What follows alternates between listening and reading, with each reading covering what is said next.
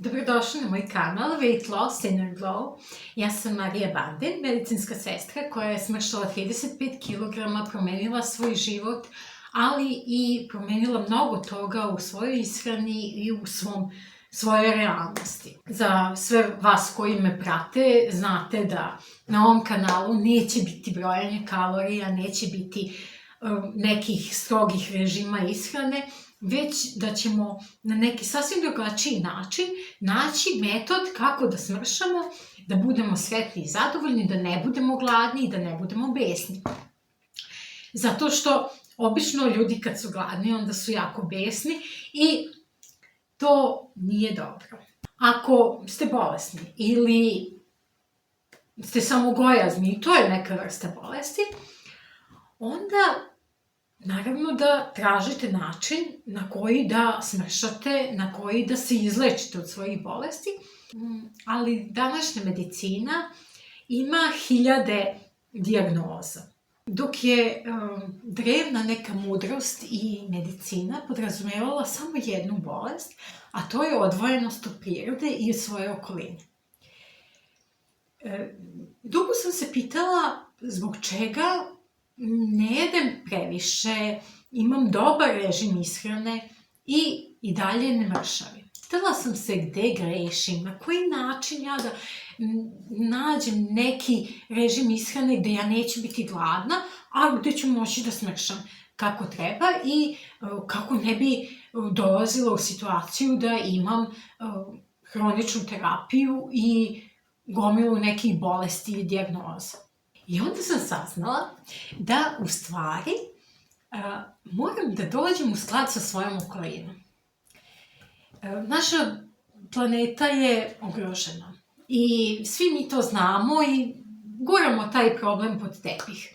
Bukvalno to je neka tema koja svi bi voljeli da živimo u čistoj životnoj sredini, ali opet s druge strane hrana koja nam se nudi u marketima je hrana koja se proizvodi u velikim industrijama hrane, na velikim farmama i to je ekološka katastrofa.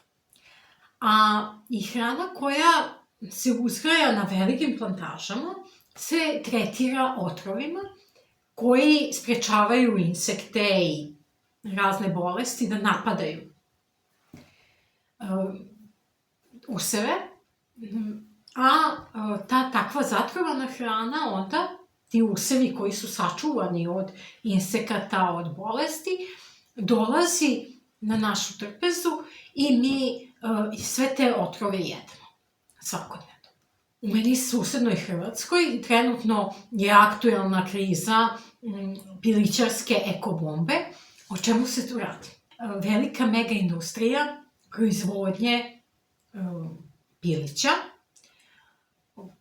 želi da otvori svoje pogone širom Hrvatske, ali i u regionu, naravno, to će biti jedan globalni problem koji je takav kakav je i mi tu jako malo možemo da uradimo kao jedinka. Ali što mi možemo da uradimo da prestanemo da finansiramo tu ekološku katastrofu, u stvari da prestanemo da finansiramo hranu koja će nam doneti bolesti. Ako smo u skladu sa prirodom i svojom okolinom, trebali bi da povedemo računa o tome šta unosimo u svoje telo. Da povedemo računa o tome kakva je hrana koju kupujemo i kome smo dali naš novac. Jer ako mi svakodnevno kupujemo hranu u marketu koji se snabdeva sa velike farme, mi jednostavno finansiramo dalje povećavanje tih farmi i povećavanje tih ekoloških katastrofa. Sve manje ljudi na planeti je gladno i sve više ljudi na planeti je gojazno. Mi ponekad i ne jedemo previše, ali jedemo hranu koja je uzgojena samo da bi se gojila. Ako pojedete pile koje je za 2 meseca dostiglo težinu od 2,5 kilograma. To pile je prepuno loših hormona, prepuno loše hrane i ono je u stvari nezdravo. Znam ljude koji su jeli piletinu misleći da jedu proteine i to je zdravo za naše mišiće, za naš organizam je zdravo u stvari da jedemo proteine, ali kada mi jedemo proteine koji su uzgojeni u nehumanim uslovima, kada to pile koje nikad nije videlo svetlost dana, onda je jednostavno nemoguće da ta piletina bude zdrava i da bude korisna za naš organizam. Tako da vi u stvari sa tom piletinom unosite taj stres, taj strah, sve to što je prolazila ta životinja u tom svom kratkom životu na farmi, vi unosite u sebe i onda se pitate zašto mnogi ljudi imaju napade panike, zašto se osjećamo depresivno, zašto nemamo volje i energije, kako to da pojedemo porciju proteina i uopšte nemamo energije od toga. U stvari mi jedemo vrlo nezdravu hranu koja nas čini gojaznima, koja nas čini depresivnim. Da bi povratili svoje telo u balans, potrebno je da uspostavite balans sa svojom okolinom.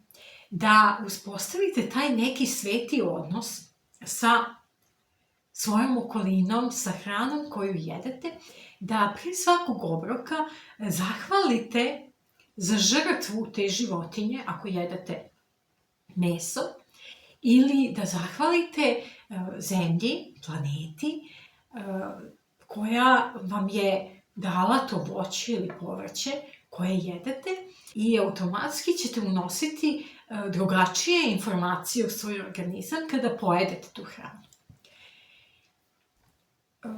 Sledeći put kada budete kupovali namirnice za vaš obrok, potrudite se da pronađete hranu koja je uzgajana na neki humaniji način, na nekim malim farmama, da ako ste u mogućnosti jednog dana barem odete negde van grada, da imate neko svoje malo dvorište gde ćete moći da uzgojite svoju koku koja će nositi jaja, gde ćete moći da napravite malu baštu, čak i bašta od nekih 100 metara kvadratnih može da vam donese hranu za veći deo godine i možete uraditi nešto po tom pitanju da imate malo bolji odnos sa svojom okolinom i sa svojim okruženjem.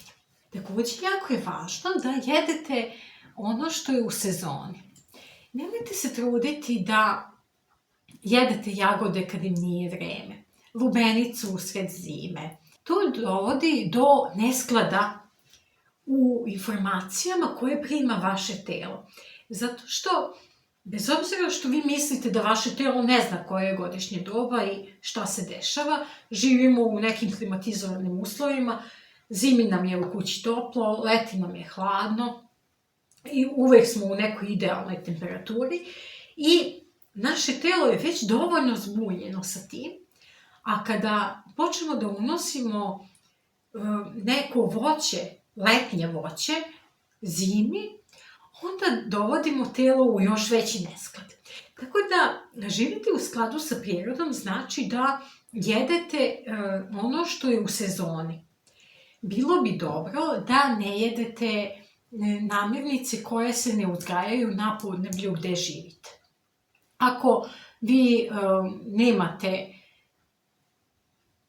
svoje drvo banane ili svoje drvo naranđe, nemojte ih jesti. Ali zato, ako čak i na vašoj terasi uzgojite blitvu, pa je jedete cele godine, onda će vam doneti hranljive materije koje su vam neophodne, a ješćete ono što uspeva u vašim uslovima. Promena koju želite da postignete i zdravlje koje želite da vratite i da unapredite, nije u nekoj strožijoj dijeti, nije u nekoj savršenoj tabeli ishrane.